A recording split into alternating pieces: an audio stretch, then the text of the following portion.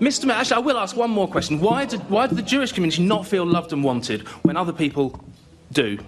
Well, I'm really happy to compare and contrast the numbers of Jewish supporters of the Labour Party versus Jewish supporters of the Reform Party. I want every Londoner... We'll see in the local elections next year, Mr. Mayor. It started like every routine hearing does. Quiet, procedural, dull. Then Alex Wilson took the mic, and London politics detonated. One sentence in, the tone shifted. Cameras rolled, aides froze, and within seconds, the calm of City Hall turned into a public execution. Wilson didn't warm up or circle his target. He went straight for the jugular. "You've turned London into chaos," he fired. "You're a disaster of a mayor." The room fell silent, the kind of silence that only happens when someone says what everyone's been thinking. Khan blinked. His jaw tightened. The assembly chamber, normally filled with empty political chatter, suddenly felt like a courtroom. Gasps echoed from the back rows. Reporters stopped typing and hit records. You could feel it, that click in the air when a political moment shifts from minor to historic. Before Khan could even respond, the clip was already live on Twitter. Within minutes, London ERUPTS was plastered across timelines. Reform UK's account posted it with one line: "The truth finally said out loud." Wilson's words hit like a hammer, not because they were dramatic, but because they were accurate. Londoners had watched the chaos for months. Protests spiralling out of control, hate crimes surging, Jewish communities scared to leave their homes, and a mayor who seemed more focused on press conferences than public safety. That's why the phrase stuck. "You're a disaster of a mayor." It wasn't a slogan. It was an obituary. By the time Khan finished fumbling his first response, the damage was done. News networks cut live into the session, playing the exchange like a boxing match replay. Clips flooded social media, Wilson leaning forward, voice steady, Khan squirming behind the desk. It was raw, unfiltered, exactly what millions of frustrated Londoners had been waiting to hear. The mayor tried to laugh it off, mumbling about context and communication, but it was too late. The soundbite had already escaped City Hall and gone viral. From Shoreditch to Shepherd's Bush, commuters were watching it on their phones. London ERUPTS wasn't a figure of speech anymore. It was the reality unfolding in real time. Wilson didn't let up. He pressed forward, cutting through Khan's polished talking points with surgical precision. He opened the next round with hard data. Crime up 28% in key boroughs. Anti-Semitic incidents doubling since the protests began, and zero visible strategy from the mayor's office. He quoted the Home Secretary, the Education Secretary, even the Prime Minister, all of whom had called for restraint while Khan stayed silent. "You didn't ask for calm," Wilson said, his tone flat but lethal. "You asked for sympathy while London burned." Khan stuttered. He tried to spin it as respecting free speech and being sensitive to community tensions. Wilson wasn't having it. "Spare us the lectures," he snapped. "You don't manage. Sensitivity, you enable chaos." The tension inside City Hall was electric. Each time Khan spoke, Wilson dismantled him in real time, fact by fact, soundbite by soundbite. The mayor's face said everything. He tried to lean on legal technicalities, muttering about the Public Order Act and his supposed lack of authority. But the words fell flat. The more he talked about what powers the mayor doesn't have, the smaller he looked. Wilson didn't just win the argument. He exposed the rot beneath the rehearsed answers. By then, Khan's advisors looked panicked. They whispered, shuffled papers, tried to signal him to stop talking. He didn't. He kept digging, trying to sound firm, but coming off defensive. "I've invested millions in community outreach," he said. Wilson shot back instantly. "Outreach isn't leadership, it's damage control." The line hit like another bullet.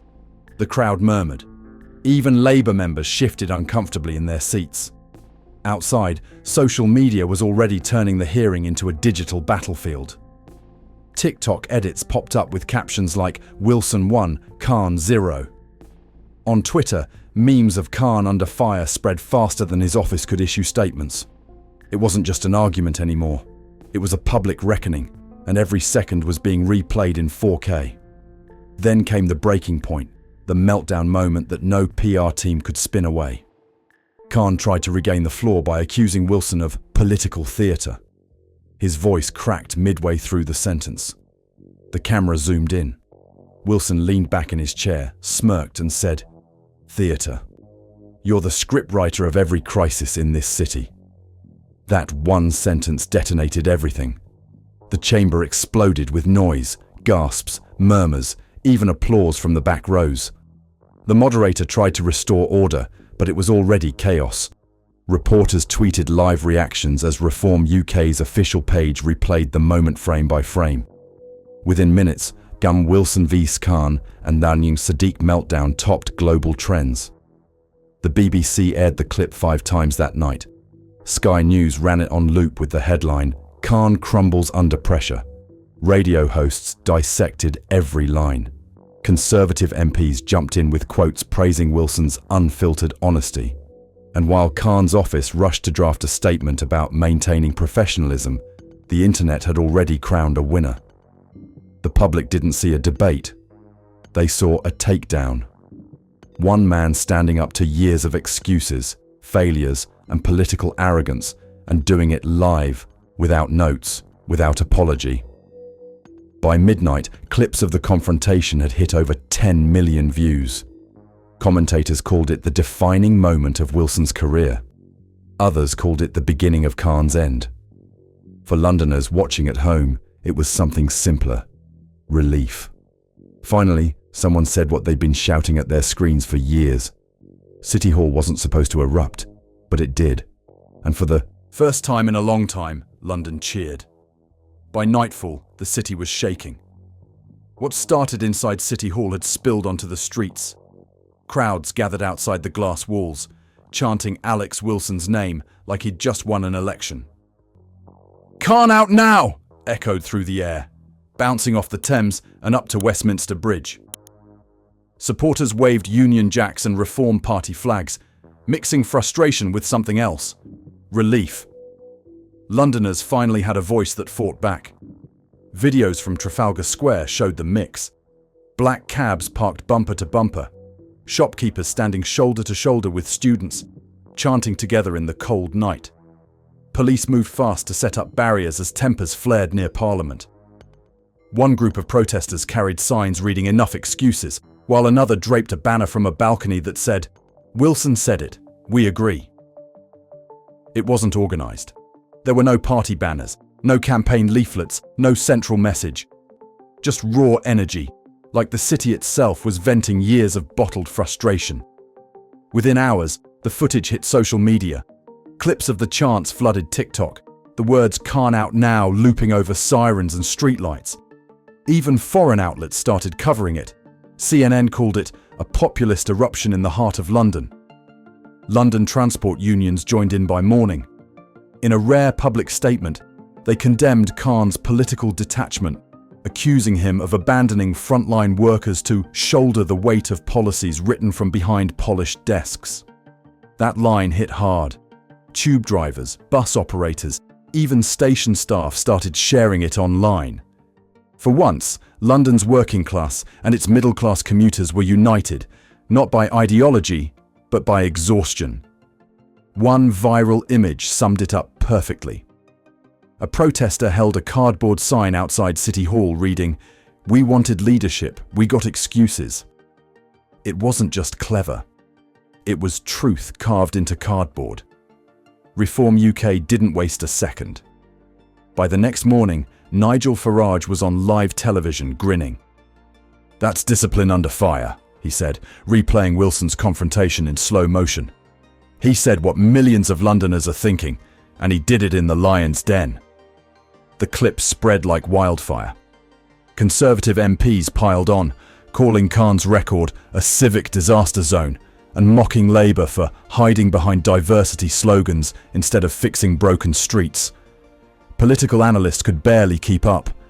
Overnight polls showed Khan's approval rating had cratered 7 points, his worst since 2019. The numbers spoke for themselves. 40% of respondents said they no longer trusted Khan to manage public safety. 28% said he should resign immediately.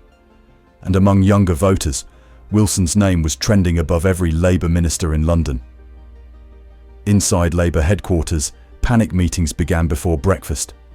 Party strategists begged Downing Street to distance itself from Khan's remarks about protests, warning that the fallout could hit the national brand. A leaked message from a senior advisor summed up the mood. "We can't defend him anymore. This is political self-harm." Even the press turned ruthless. The Evening Standard headline said it all. Alex Wilson did what no election could. He shattered Khan's aura of control. Broadcasters used split-screen footage of Wilson's takedown beside scenes of the City Hall protests, narrating it like a collapse in real time. Sky News compared the moment to a mini referendum on leadership.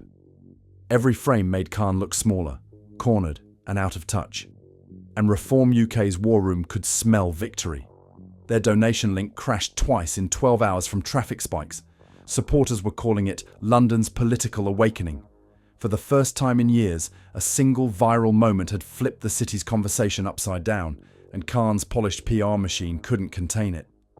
Inside City Hall, chaos reigned. Senior Labour aides demanded immediate damage control after leaks confirmed serious image collapse. Staff described the mood as bunker mentality. One insider told reporters, "The mayor's team isn't talking strategy anymore, they're talking survival." Khan cancelled 2 public events citing security concerns, but the narrative was already out of his hands. Critics called it cowardice. The backlash grew louder every hour. Polls showed that 58% of Londoners now agreed with Wilson's statement that the mayor has lost control. The shift was seismic, from frustration to open rejection. Comment sections under news posts filled with variations of the same sentiment: "He's lost the city." Meanwhile, Reform UK's momentum hit record highs. Fundraising spiked 240% in 48 hours. Wilson became the movement's unofficial figurehead overnight.